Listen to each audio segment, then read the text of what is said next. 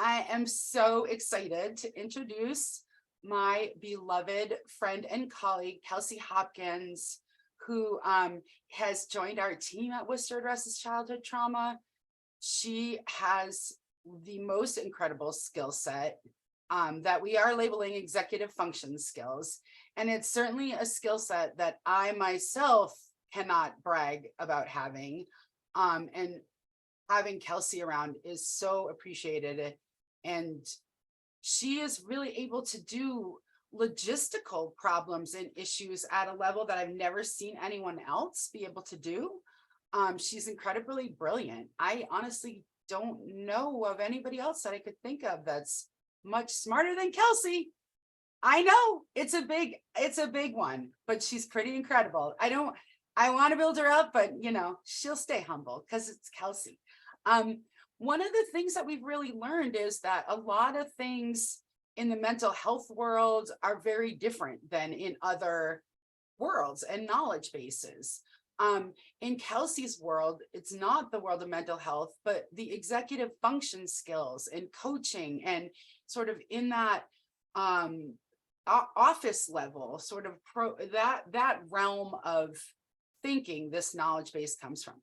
It overlaps also with childhood trauma knowledge bases, but she's really coming at it from a different perspective, from sort of a general audience, not a stigmatized audience. And we, through our conversations, have recognized how much trauma impacts your ability to do the big picture things, right? Like, we had just a year ago exactly the trauma survival mode.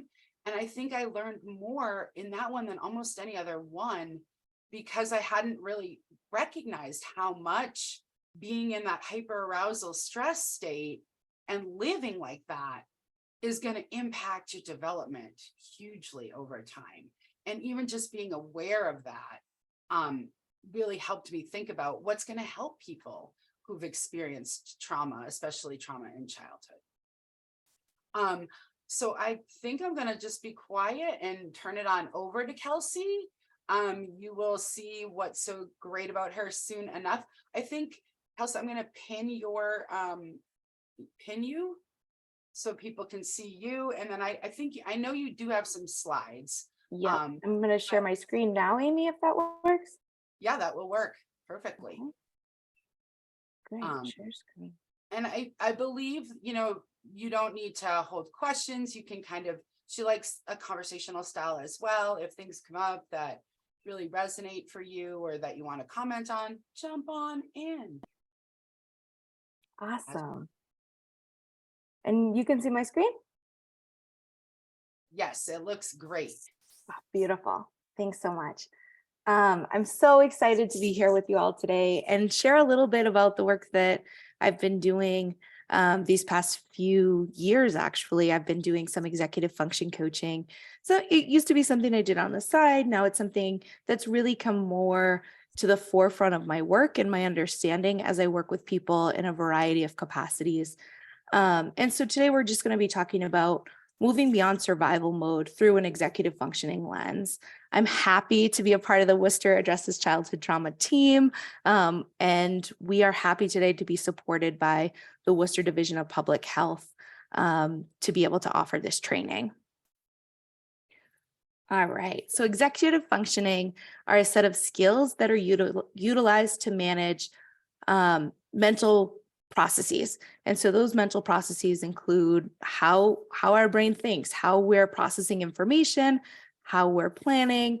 But I'm going to demonstrate, one of the tools we use in the executive functioning realm right now, because that's one of the ways I learn best is by experiencing and really seeing it. So I'm going to invite you to join me in this as we do this, one of these self-regulation tools and a tool to really help manage our emotions.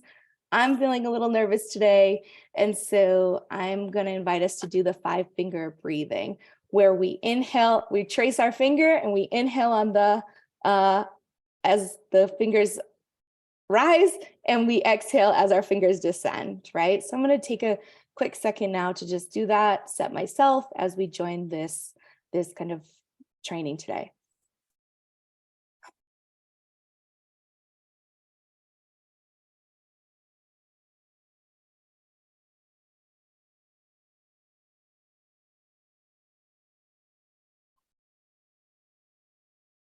All right. That's something I'm definitely using on a day-to-day basis when I can feel, my heart does a little pitter patter, or I'm getting a little nervous about something, or those little butterflies in my stomach. A quick reset. My hand is always here.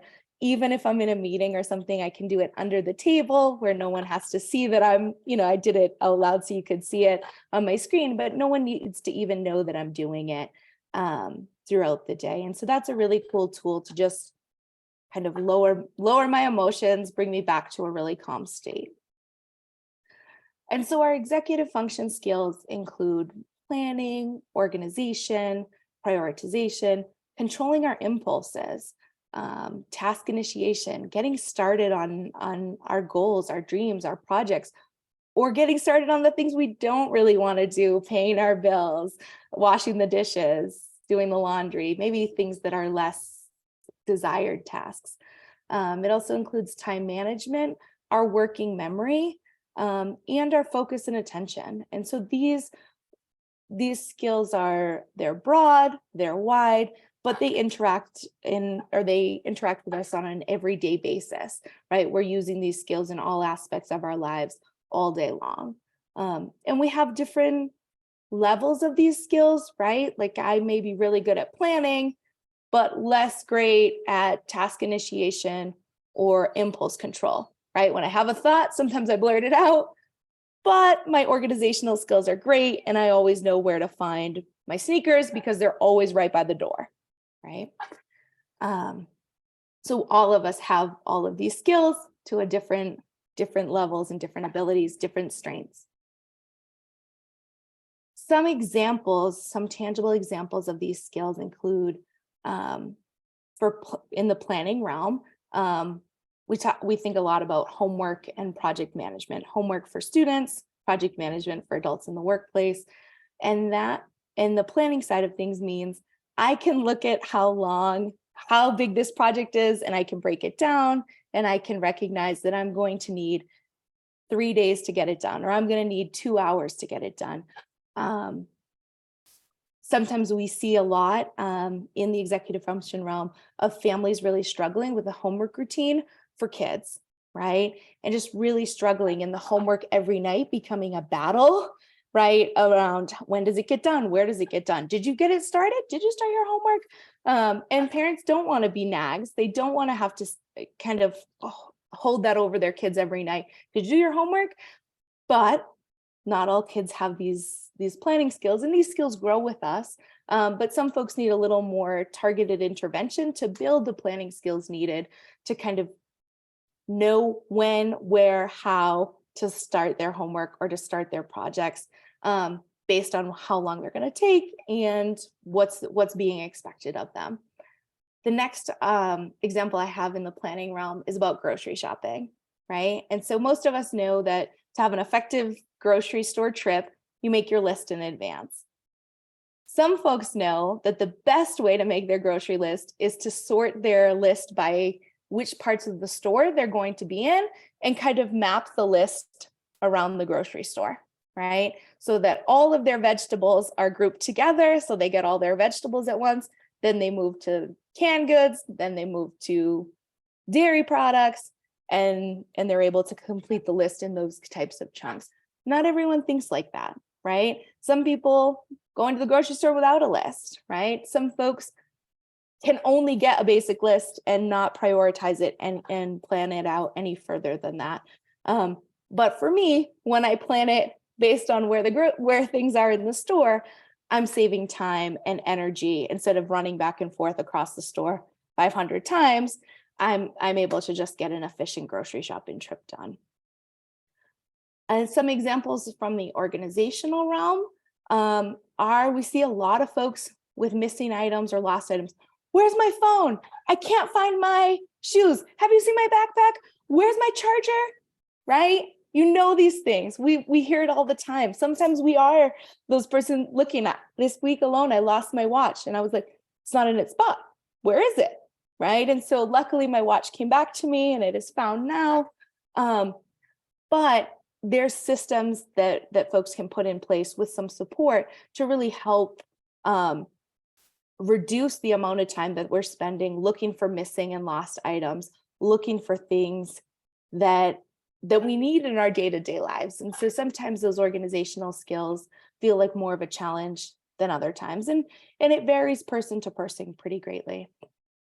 The next type of organization we'll talk about is our virtual organization, right? There are some folks that have thousands of emails in their inbox, right? And so that can be really cumbersome for folks trying to find something, right? If you're looking back and you're like, I know I have that invoice, but I just can't figure out where it is right now. And so that's another type of virtual organization of data and information. Whereas we see other folks who say, oh, that invoice is related to this topic and I have a folder for that topic. So if I go in there, I'm going to find that email and I know where it is. And so those are really those organizational skills in the executive function realm that we're talking through, our physical materials and our kind of virtual materials there.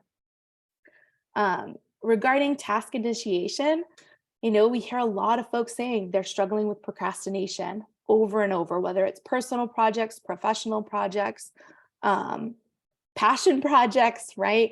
I have this great idea. I just can't get started. I'm not really sure how to move forward. And so when we're seeing those procrastination or those great ideas not really moving into action, one of the things that I'm looking for always is where do we start, right? What do you need to do to get started? And what are those first steps that we can take? What's a 2-minute step we can take? What's a longer term? What's a step that's going to take 30 minutes or an hour? And how do we break that task down so that we get to the goal, but we know that it's usually going to take a lot of smaller steps along the way to get us there. I want to encourage folks to ask questions as they arise throughout this presentation today. So don't feel like you need to hold them. And I can't see everybody on my screen with my screen share going on. So I'll have Amy help me manage that a little bit. Kelsey, But I'm blown away by like not even recognizing that that's possible to be that sort of organized and have that I didn't even, I guess, have the vision of what it would look like if your executive functioning skills were really working for you, right? Yeah, we don't know what we don't know, right? And if we are not taught or we're not shown how to do it, we can't do it, right? So I appreciate that feedback, Amy, and that's why we're sharing these examples today. Some things may feel obvious to some people, like, oh yeah, I make my grocery list like that, or obviously I categorize my emails, but then you hear something else and you're like, yeah, but my keys are missing every day. What's going on there? Because these skills really do touch all these different areas of our lives, right? I could see how it would really alleviate stress if you had these skills, and it really adds to stress when you don't. And I know someone had, kind of commented on your very first exercise with the breathing thing, like, is that a good place to start? Or what do you do in I think it can even feel intimidating and overwhelming to know where to even begin. Yeah, definitely. Starting can be difficult, and it really is. Some of the work I do is one-on-one and it's client-based. So it depends on the goals of the individual person, where they should start and how to start. I love that the initial kind of tip we did together, the 5-finger breathing, because we can start there for anything all the time, in public, in private, in secret. No one needs to know we're doing it. And it's a great way to just come back to our body, calm ourselves down, and keep moving forward. But depending on the person, somebody may say, I would do a lot better with a daily schedule. Great. Let's look at your morning. What does your morning look like? And can we systematize your morning? And then we'll tackle your afternoon a bit later. And we'll move to your evening. Or going vice versa. If the person says, no, it's really the evening that's the most difficult, and I need relief right there, right now, let's start there. And so there's no right place to start. There's no wrong place to start. It's just whatever works for each individual or group of people. What's the common goal, and how can we get you there, and how can we move in that direction? All right.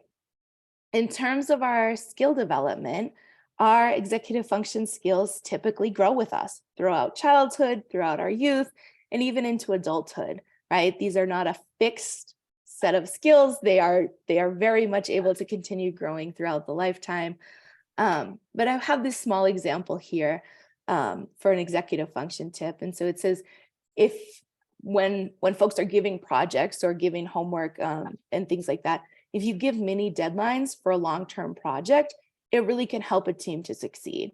You know, breaking up reports or breaking up bigger projects helps kids and adults achieve success, right? If we can make these interim deadlines, or let's start this big report, you take the first 2 pages, I'll tackle the next 2 sections, and the third team member is going to do the final pieces, the conclusion and the summary there. What we see with kids especially is that over time, teachers especially help students to develop these skills based on some deadlines and things like that. And so we think about maybe a middle schooler who has a project due, but they have a template for their writing project. And so they're going to fill in their sentences in their template, versus we're seeing our college students who are expected to write their thesis, their final papers, their final reports on their own. They're given kind of that big deadline and get it in by the end of the semester. And so when we see folks that are struggling with executive function, and it comes through to our college students and into adulthood as well, there are some folks that some students will take that and say, oh, I know, I'm going to write my introduction today. I'm going to write my body paragraphs tomorrow. I'm going to write my next point 2 days from now. And we have some folks that are saying, I have 24 hours to write this 10-page paper. I have to go and I have to scramble all at the last minute. And so that's really where we see those executive function skills being tested, whether you can break down the task and start it in advance, or you're kind of at the last minute trying to rush to get it all done. And it's not quite the quality you wanted, but you didn't necessarily have the skills to start it sooner.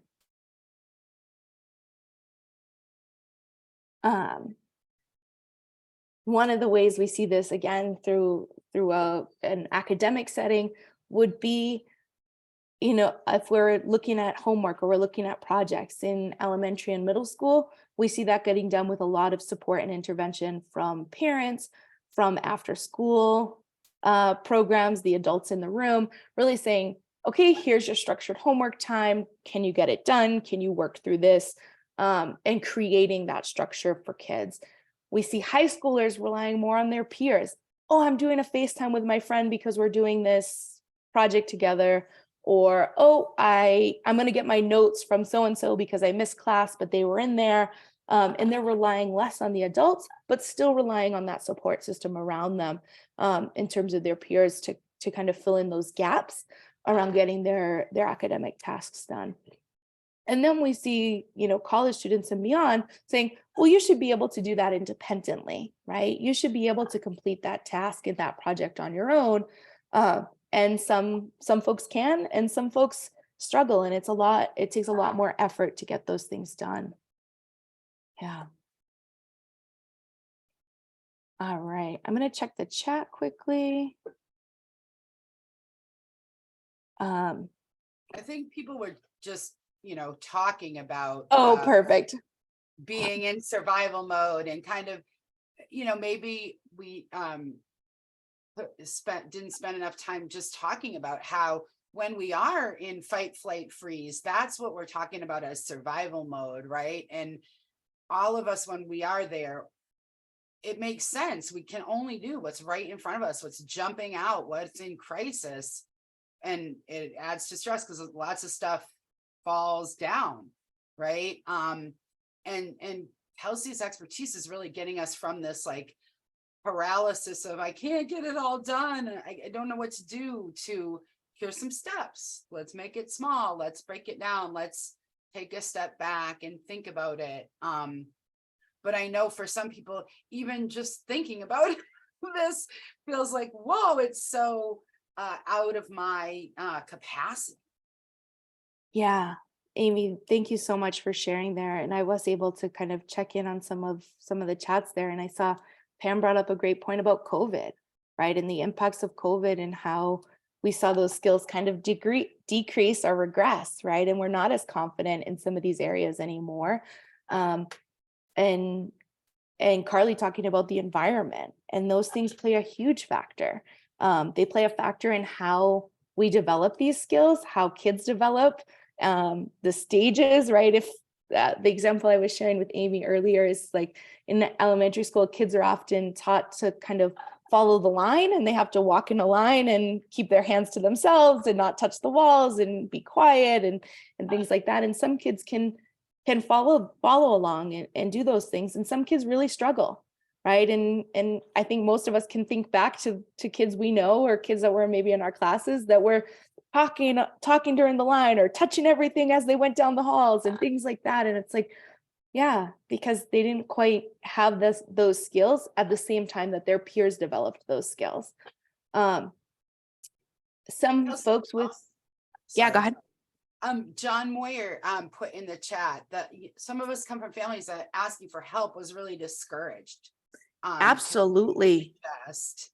And I think that that's a good question, just in showing the connection between sort of what we might do in the realm of therapy, or right, versus what you might do as an executive function coach. You know, as a therapist, and John Moyer is as well, we would probably try to get to the bottom of the message and what meaning are you making it, what's coming up for you, like looking back into childhood, or try to understand those pieces. But understanding those pieces doesn't necessarily get us out of our own way, which is why Kelsey's so valuable, right? I talk about the being in that space where you want to do better, you know what needs to be done, but you can't kind of get there from where you are. And that's how this executive function skill set really comes into play, different from a therapy kind of skill set. Absolutely, Amy. Thanks for helping to share those differences, the therapy and the EF coaching. I would say there's some overlap, you know, and especially as folks try to work through some of these things. But one of the examples I share a lot is that to find a therapist, to get to therapy, to start that process, you have to do a lot of steps, right? You have to call your insurance or go online with your insurance, figure out who the authorized providers are, identify a therapist, make some phone calls, see if they have a wait list, schedule the appointment, put it on your calendar to make sure you're not working during that time, or take the time off work, and then get to the appointment, right? It's all of these things that need to happen. And so for a lot of my clients, I'm the first line of defense to help them get to a therapist if that's a route that they choose, because they need support to get out of bed. They need support to make those phone calls. They need support doing the online, the Google search to say, well, this is my insurance. Which providers can I go to see? And sometimes those processes can be so overwhelming that we can't initiate on those tasks, and we don't always get started as we'd like to. And so the planning skills and the task initiation skills that we do in the executive function realm really help our clients to get to therapy or to get to more advanced mental health resources, to kind of talk through the deeper meaning and the deeper understandings of what's going on, understanding their trauma or their current experiences or their diagnoses or whatever it is that folks need some more clarification on.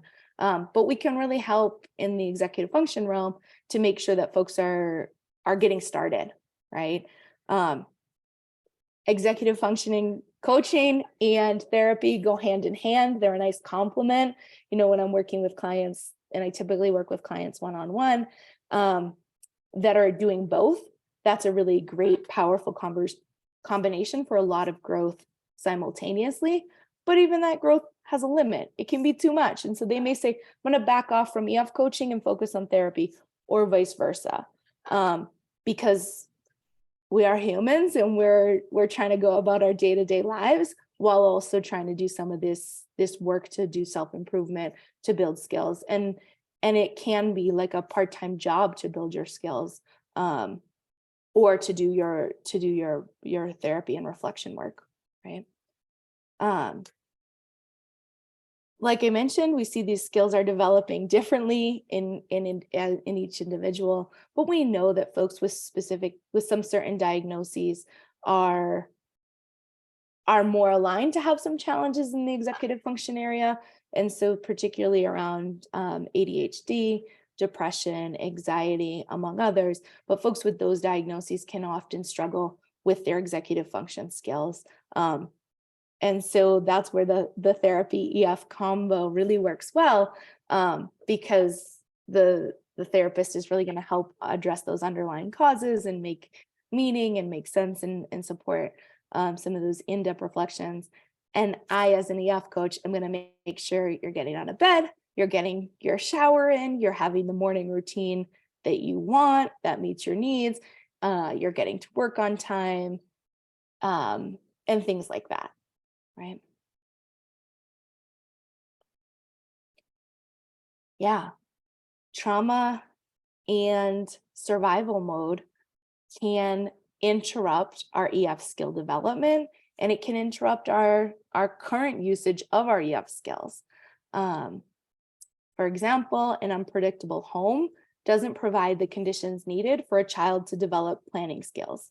If everything around them is chaos and it's really unpredictable, a plan doesn't make sense and it's not useful, right? And then that child may not have the planning skills they need moving into college, moving into their professional life and beyond, moving into managing their own family, right?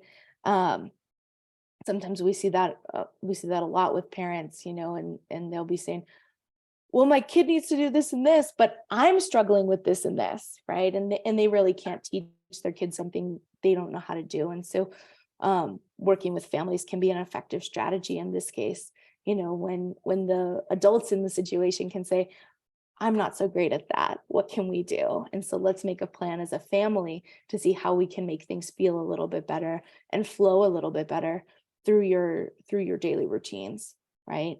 And that's something where therapy wouldn't necessarily touch your daily routines, right? Sometimes, but it's much less common in that kind of realm.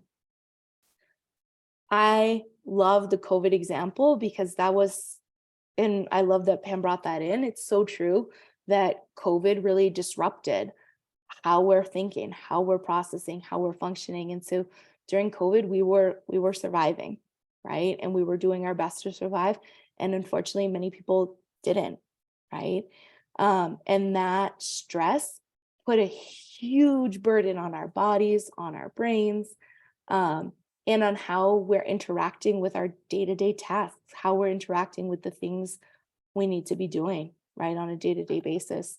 And it can be understated, the impacts of that, right? And they were huge. But what we see going forward is that we can continue to build those skills. We can continue to build our resiliency, and pick up kind of where we left off, or pick up where we are now and say, all right, I used to do this. I used to have these coping skills or these coping strategies. I lost them during the pandemic.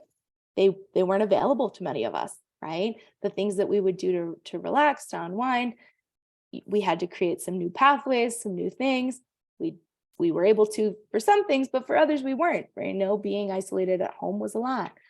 And so now we can start to reflect on, what is it that I like to do? What is it that I want to do? And how can I incorporate that into my life and into my day-to-day a little bit more?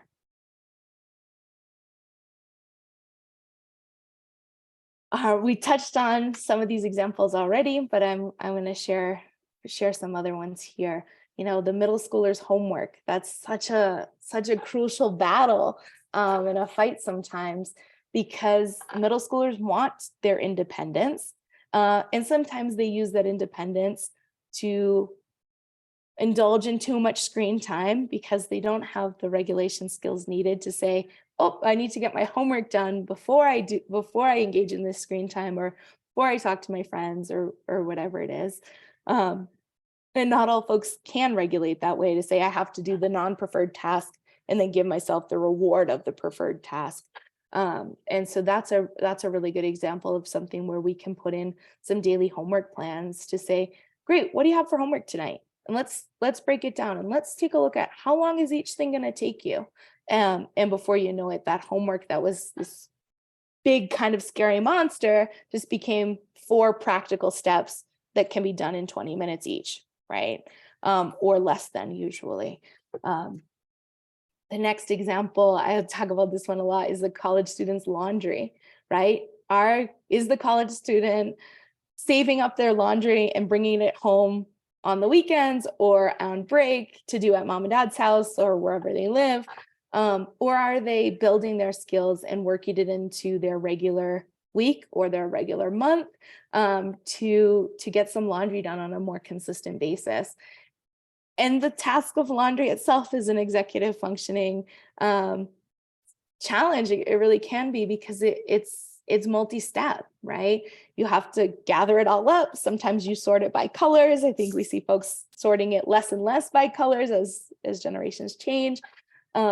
Getting it to the washer, waiting, you have to wait an hour or so, switching it into the dryer, waiting again, and then getting it folded and put away in the bedroom and into the closets and all the places it needs to go. And so laundry is always a great example, because it's such an adult task. It's something we need to do on a regular basis, but it's not our day, right? We can't prioritize and say, my whole day I'm going to just do laundry. Sometimes we can, but it would be much better if we spent that whole day doing a more preferred activity, and an activity that we enjoyed. And so when we can master doing laundry in little pieces, we get more of that free time to do the things we love and things we enjoy. Or we save it all up, do it all at once, and move on. So it really depends on the executive function skills of the person and their time constraints and how they choose to prioritize their time, right? I've worked with recently a business owner who was really struggling with some paperwork and administrative tasks, right? They're a phenomenal business owner. They love their work, love what they do, but they want to be able to focus on their clients and the services they offer. Doing payroll, doing taxes, doing scheduling, doing all of those behind the scenes pieces can be really difficult, right? And so that's where EF coaching and EF skill development can really support to say, oh, those things you really hate, let's make them easier. Let's make them more efficient. And once you can get from being buried under all of that, let's see what you can delegate, right? And who can you delegate it to, and how can we get it done? Or can we streamline some systems to make doing those tasks less painful and less time consuming, and give the individual more time to do the pieces they love of their business? I had a friend reach out recently, and she said, Kelsey, I think you can help me with this problem. I hope you can. Can we make some time to meet? Yep. Okay. And so we met, and they said, I'm working on my capstone project, but I'm confused and I'm struggling, and I've met with 3 of my academic advisors already. Can I just tell you my ideas? And I was like, yep, I'll take the notes. You talk. I'll show you my notes as we go. I shared screen. We did all that. And one of the things that came out of it was there was such a focus on the outcomes, right? And so when the advisors were talking with the student, they're saying, yeah, but your outcomes will be something like this. And did you do this? And you need to do this. And reality was, all the directions and all the pieces of the assignment that were given were about the process. And so it wasn't about the outcomes after all. And so once we were able to kind of say, let's go back to the directions, let's go back to your idea. Your idea aligns with the directions, and you have to do the project. You don't know what your outcomes will be, but if we start with outcomes, you're not going to get the project you want, and you're not going to have the process that's required for the paper that you need to submit. And so we were able to kind of go back to those directions, break them down, and confirm what was being asked, right? And the student said, I cannot believe that I talked with 3 advisors and not one of them was able to say, this is about process, not outcomes, right? And it was so clear by the time we were wrapping up that conversation. And so that's one of the ways that my executive function brain and skills can really support and just say, hey, we're looking at this maybe we need to look at this from a different angle. Um, and I have worked with folks that struggle to get out of bed, right? You know, adults that say, my depression is kicking my butt right now and it's not going well and I'm really struggling. And so I'd love to have a productive day. I'd love to be able to do all the things I want to do, but it's really, really hard to wake up in the morning and get my day started. And so that's a very drastic change than the grad student saying, I need a little bit of support with my capstone project, right? And the quality of life for those two individuals is very different. But executive functioning can help support. And like Amy and I talked about earlier, getting that basic EF support can then to help the client. All right, well, let's buffer your morning routine with something you love. You love to drink tea? Get out of bed and have your tea right there. You can put your hot water heater right near the bed if you need to. You can drink it right in bed, right? Really figuring out what's it going to take to help folks meet their goals and really work in the direction of their dreams. And then we're going to work with that adult to say, let's get you to therapy. Let's see if you need a medication adjustment. Let's see what other supports you need, so that we can address this problem. But we can use those executive function skills as that first line of support for sure. All right, so today we've talked about, some strategies. I've already shared some things. We started with the 5-finger breathing, but we've shared some other strategies that we use in the executive functioning realm, planning, breaking things down into smaller pieces, having a set place, for your shoes, your keys, your phone, organizing your email folders, right? Those are all strategies that we use in executive function coaching to help our clients build their executive function skills. I wanted to open it up to all of you to see if there were areas in which you're using strategies similar to those, or you've heard of strategies or things that work, things that don't work, because we know that this is kind of a wide array of things that can support our executive functions or not, right? It's not a one size fits all solution. It's very much a diverse trial and error, figuring out what works for each individual. You can drop your things in the chat if you want. You can unmute and say it out loud, whatever works. Anybody can jump on in if they want. Yeah. Kelsey, though, as somebody following the chat, I do think people are really getting it's making sense. And they can see perfect. how it's really helpful. And some of the side conversations, many people are here because they've experienced trauma and they're always looking for more information and better ways to understand it. And if you've experienced trauma in childhood, you wouldn't this stuff is learned like at the end of brain development. This is like the last part of it. So the expectation that you're gonna have gotten this in your home, it can be challenging at baseline, but especially if your home was not a place that was safe and predictable and you had what you needed for resources, you probably never got this stuff. If anybody's willing to jump in from the chat or share anything more about what they're doing. And I do love the theme of asking for help. It made me think too, I know through the pandemic, we did not help as many families as needed help because of there's an ask when you ask for help, you don't just immediately get help. They want you to fill out a form or go here or do this or come up with that. And that can feel like 10 barriers before I'm ever going to get help. I'll just give up then. Right. And I think I know I've done that at many different times of just like, it's more than I can do. I'm overwhelmed with even getting somebody to help me. If that helps, I think a lot of times it's challenging. Feel free to jump in. People have put some really good things here about sort of the struggle and normalizing it, humanizing it.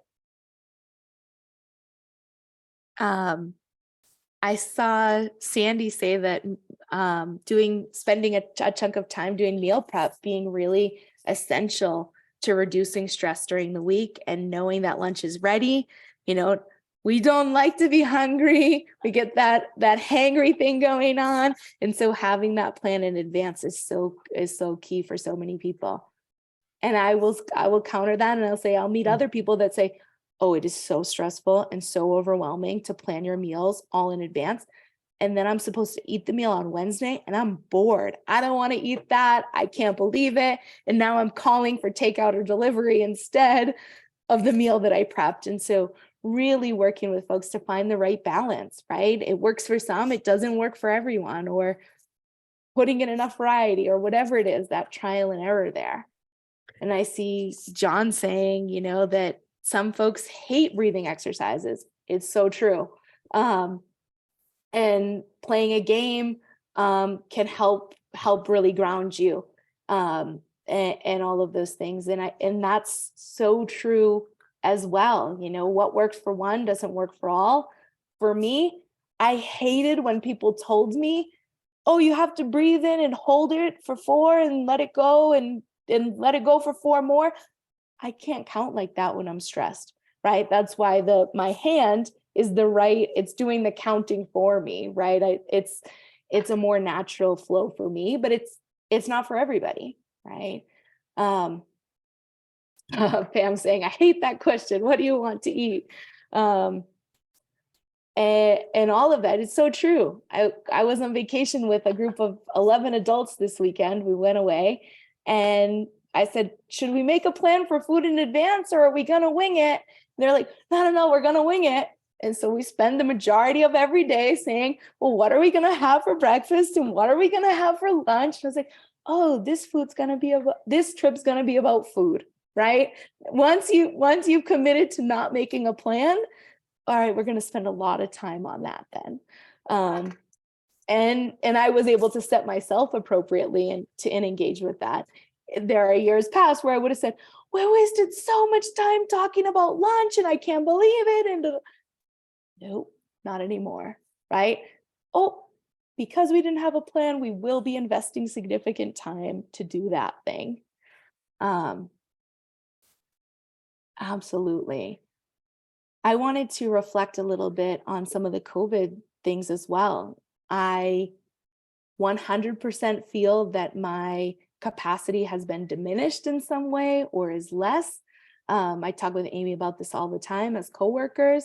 I used to be able to manage multiple projects at the same time, and I was go, but my hormones and my nervous system were very activated, right?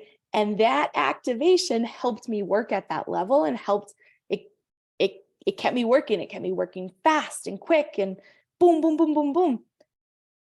Since the pandemic, I have taken time to slow down my life, to focus on my physical health, to focus on my mental health, and to work a lot less, actually. Probably a third of what I was working during the pandemic. And I don't have the same capacity. When things start to feel boom, boom, boom, I'm like, I'm probably not going to do that. I don't think this is the right space for me anymore. But it was a huge shift to be able to start to see that, to recognize it, and to not feel like a failure, right? Because that's the first thing that came to mind was like, I'm not performing at a level that I used to be performing at.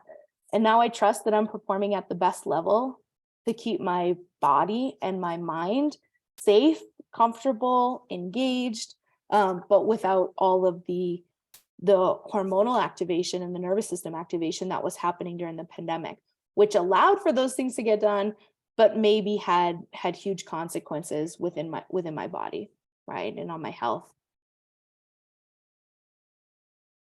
Yeah. Cindy had been trying to jump in earlier if she wants to. Oh yeah, go ahead. Jump on in, Sue.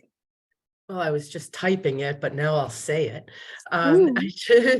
Hi, Kelsey. I really just want to thank you for this. I had been texting with Amy saying that, I think many of us, myself included, have so much shame around our lack of executive functions because, by golly, look at her. Shouldn't she have it all together? Doesn't she have it all going? And you know, inside you really don't. You're doing this for us today, really, for me, it helps mitigate the shame and normalizing this and this, the common humanity of it all, that I ain't the only one, or they're not the only one. And it's, so thank you. Thank you for that. Wow, Sandy, thank you so much. I'm so glad that folks are finding it, that it resonates, right? And that it's helpful. I know I was doing it with clients way before I was doing it with myself, I think. And so then doing it with them, then I'm like, you have to give yourself that same grace you would give your clients. You really do. And so that's really helpful to hear that it's still not kind of talked about enough, and that we're still not creating those spaces where it's okay to not have it all together. I think I speak for you and everybody here. Dina sets. Okay, perfect. Awesome. So I'll keep us moving forward. I wanted to open it up for any questions or any challenges that folks may be facing in their day-to-day lives these days that they're willing or able to share, right? And so this, I wanted to leave this like, I'm really struggling with this. Let's problem solve, right? I can give my suggestions. We can have some folks in the chat or speak their suggestions as well, because for me, even I'm struggling with some stuff and I'm like, I need help too. And so I'm getting better at doing that self-advocacy piece to say, hey, can you be my accountability buddy? Or, hey, can you do this thing? Or what can I do? And so I wanted to create that space for us today to say, if you're struggling with something, maybe we can walk through some options. And it could be in your life, it could be in your family's life. You know, it could be an interpersonal dynamic. And we can recommend some tools that work in our own lives and some tools that I've seen work professionally as well.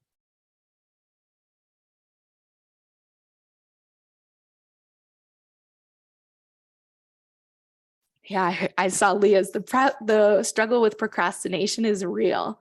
Absolutely. And so breaking that down for me is always what needs to be done, right?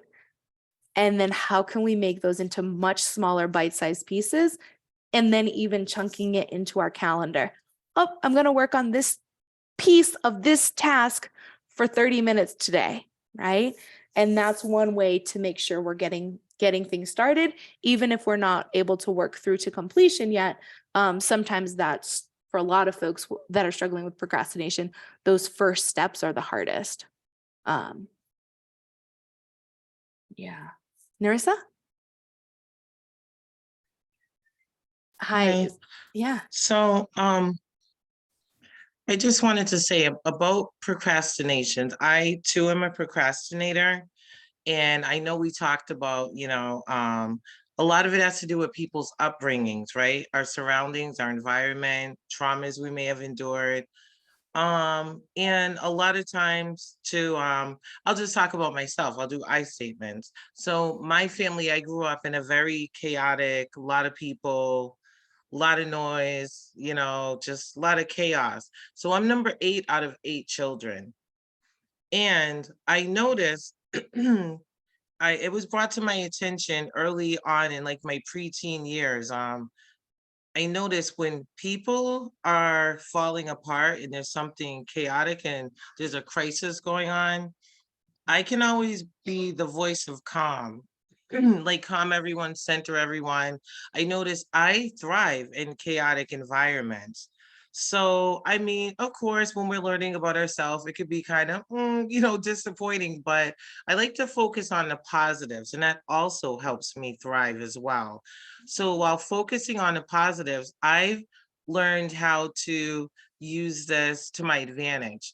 I notice I work better when I have a deadline versus when I'm just given an open calendar. I kind of need a little, I try to use what anxiety I have or whatever stresses I have. I try to hone them to help me whatever I'm working on.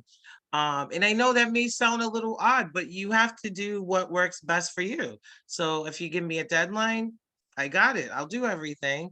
I'm not going to turn it in 30 days early. Even if I give myself tentative deadlines, help me as well. Like, you need to be done with the rough draft in 10 days, and then you need to finalize it in 14. I give myself also checklist as well.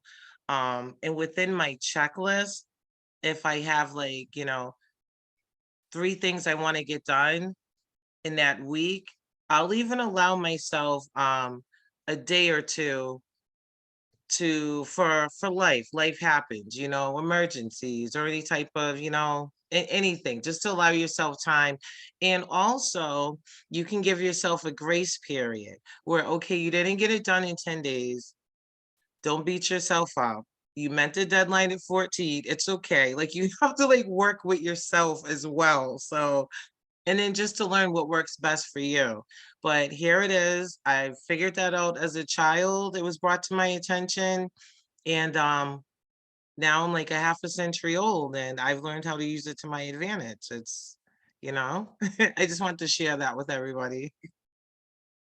Thanks, Marissa. Those are super helpful strategies and reflections, right? You took something that was challenging and made it into your superpower, right? And not only are you keeping yourself calm, but you're providing calm for your loved ones, right? And that's so important. In my family, I am not the calm, right? My middle sister is our calm always, right? She will bring us back to that place. So yeah, some of those strategies, allowing for life to happen, putting that time in there, it's so important. Our And last so Trauma Training Tuesday, Wendy talked about that a lot, about, having compassion for yourself, and recognizing that you probably would never judge. And this, I know, is true for Narissa. You would never say anything to other people that was mean or unkind or judgmental, but you would to yourself. And yeah, we don't want to do that. and I think, oh, go ahead. I also, it was like a light bulb a little bit for me when you talked about how not committing to making a plan, or doing the go with the flow plan, really ends up costing you a lot on the other end. And that was one of the things that maybe I hadn't recognized, if we decide ahead of time what we're all going to do for lunch, then we're not going to spend, inordinate amounts of time when we get there and when we're hungry, and then we just do, right?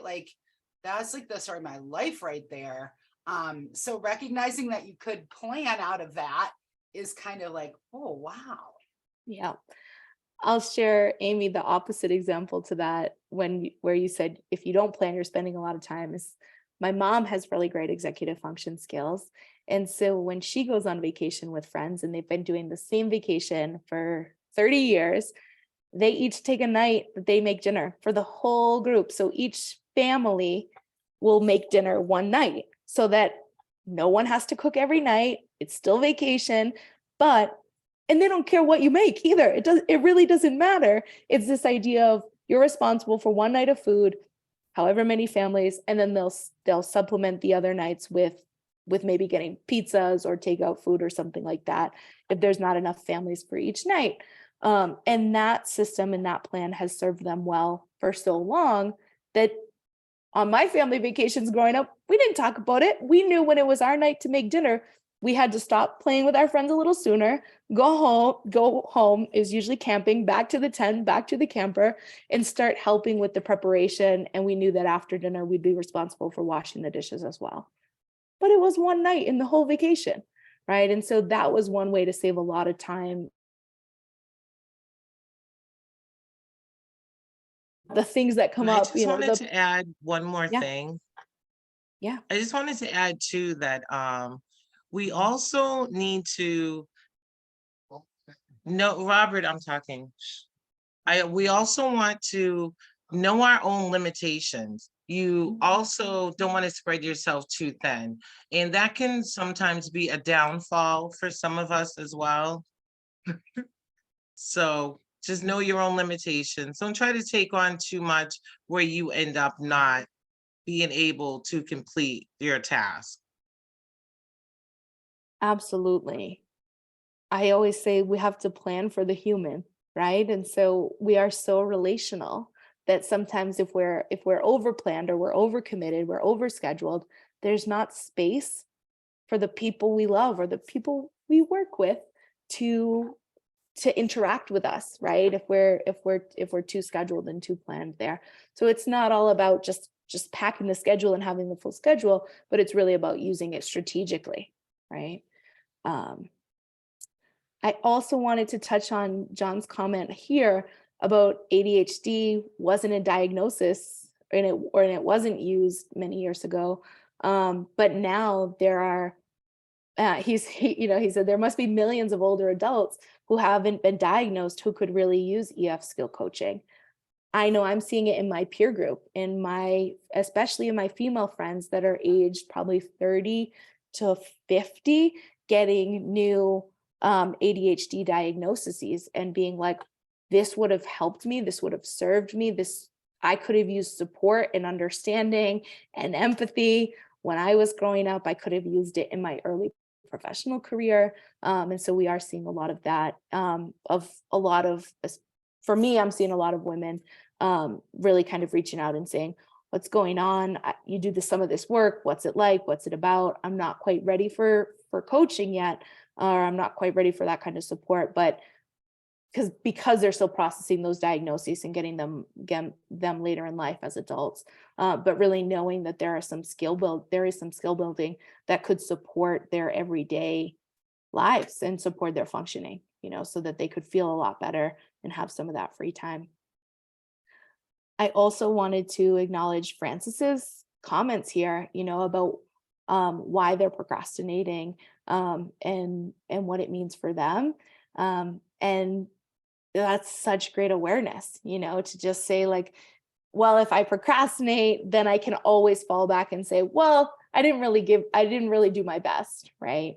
And being some of that fear to do their best and to really to go all in, because then we're setting ourselves up to be vulnerable, right? And to have that disappointment if it doesn't go well.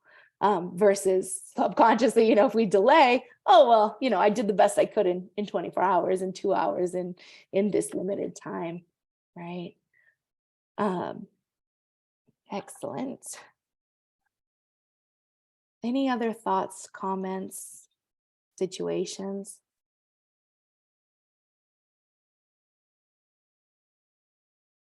All right.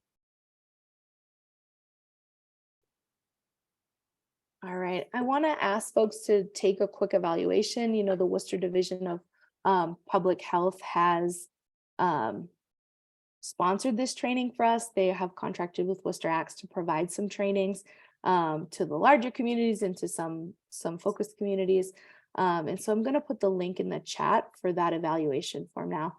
It's 9 questions. It's pretty quick and painless, but your support to do that and to do this will help us give them the data they need to keep funding our work and to see the value in it. And it will also help us tailor our content. If we need to be addressing something else, we want to hear that as well. Kelsey, I know that you had thought about, and people seem to be interested, doing like some sort of accountability groups or some small group stuff that maybe isn't the level of commitment of hiring a coach for yourself, but could definitely put some of this in our lives, I guess. So absolutely. And so that's what we're looking at here on this slide around some next steps. We will be launching with Worcester Acts a task initiation group. So it's going to be this first group will be specifically focused on getting started. You can have all the plans in the world, but if you can't get them started, it doesn't really do anything. And so that's why we're starting with task initiation for this first one here. I've put my email on the slides here, but I'll put it in the chat as well. You can send me an email to kind of share your interest.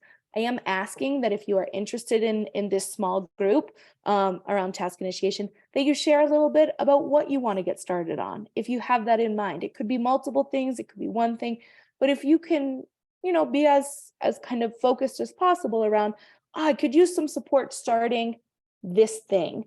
I would love to hear a little bit more about that, because depending on interest, we may do multiple small groups, and I'll try and do some pairs and matching with folks with common interests so that we can make some good matches there and make sure that we're all supporting each other and moving forward. Yeah, I see Narissa's hands up again. What do you got? Yes, I just wanted to thank you for doing this Trauma Training Tuesday. I think that the need is really there, and like you said, everything seems to be, on a different level now since COVID, since the pandemic. I think people struggle more since COVID, and people who didn't have these struggles before, they're now there. And they're uncomfortable with even acknowledging them. But I think now more people are acknowledging them now that they know they're not the only ones struggling.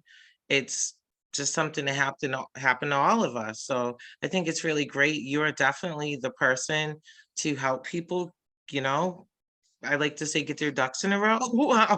You are Yes. definitely that person. You will help everyone, So thank you for providing the service, Kelsey. Thank you for all you do. Oh, thank you, Narissa. It's Kelsey, definitely, also put our yeah, go ahead. website in chat. Worcester Addresses Childhood Trauma. We have an actual website, and we've been putting all the recorded past sessions are there. So, and there's so many. If you didn't see Trauma as Survival Mode, that one will probably really help you kind of understand why you might not have gotten some of these skills, or what happens when you try to engage these skills. And also, this work that Kelsey's doing is absolutely evidence-based. There's a lot of research for the Harvard Center for the Developing Child about executive function, because they recognize that, right? We know in trauma, you're not making all those developmental gains that we would expect you to make if everything was great and going smoothly, and those really build on each other. Executive function is sort of the last skill set to get. So if you had any trauma, it's pretty likely you didn't learn this stuff, or you really struggle with this stuff. And so we do have a link to Harvard from our site. We are trying to make the website full of resources. So whatever the topic is, I know our good friend Lori Dawson is here, and she did trauma of sexual abuse in childhood. Huge topic for people. So if you know someone impacted, if you aren't impacted, you can check out her training, and it also has links to places to learn more and other resources. And it is our intent to just help build empathy in our community. We're like going for being empathy activists, really trying to help people understand the experiences of others and plan and change accordingly. So often we don't recognize the ways people are getting hurt with our policies or what we're doing. And so the hope that when we better understand what happens to us when we're traumatized, we'll have empathy for ourselves as well as others. So just putting a plug in on that. And then, yeah, a lot of people talked about judgment as the factor, right? And that my Brene quote, judgment, secrecy, and silence are the things that make it so much worse and more powerful.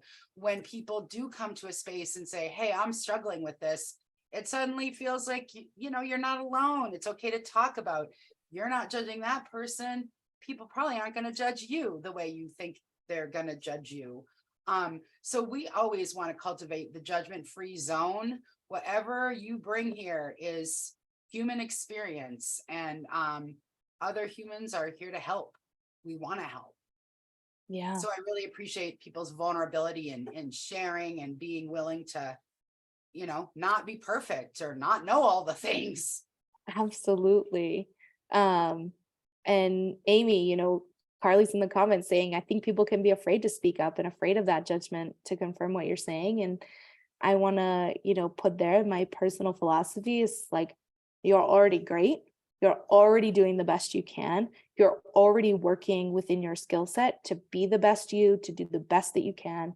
And when I approach my work like that, right, whether it's in all different realms, it allows that space for me to be vulnerable, for me to be authentic, and for others to be authentic as well, and to kind of drop that judgment. I will say that our Worcester Acts team, Amy, Narissa, and I, we model that in our meetings all the time. We model it in the way we work with each other. It was just yesterday, I was on the call on our weekly meeting, and I said, I'm antsy to get off this call. And I didn't know why I was feeling it, but I was. And they said, all right, we're done. We'll see you tomorrow.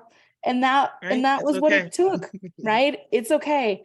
And so we try to model we do model these things for each other, and we do it with the clients and the communities we work with. We are available to do additional trainings. We want to keep doing free trainings and offering these, but we are also available to offer trainings to specific populations if you wanted it at your workplace, or you had a faith-based group, or whatever it is, whatever kind of groups and community you're in. And we tailor our content to meet the needs of your community and your group. And so that's our team, and that's what we're doing. That's what we're about, is really, as Amy said, empathy activists, building empathy, normalizing that trauma impacts all of us, and hoping to give some skills and strategies to help you move forward and help you live a life that you love, just like we do. Awesome. Thank you so much for your time today. Yeah. And Francis, thank you for articles and all this good stuff. I'm going to link those on the site too, if you don't mind. Thanks so much. Oh yeah, sure. Jump Happy on to in. participate. I've been doing a training in focusing on complex trauma, and I'm working on getting a certification for certified focusing professional, and so I'm trying to do more exploration of resources and get more connections to the community and see who I can be of service to.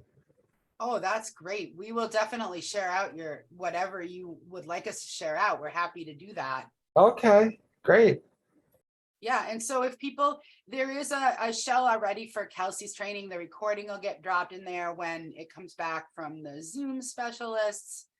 And again, I'll link some of the resources that were shared, and Kelsey will be letting us know about how we can participate in her small group that a lot of us really need. Other thoughts, questions, comments before we have time to hear them if you have them. If not, we'll give you your time back. But please feel free to, even things that are more personal to you will be great. And Carly, I'll put that link there again for you in the chat, and then you can just kind of hold it maybe. But it's the Worcester Acts. Yeah. Put a little bookmark on that one, Carly, the Worcester Acts website, because it's chock full of resources that you can refer to at any time.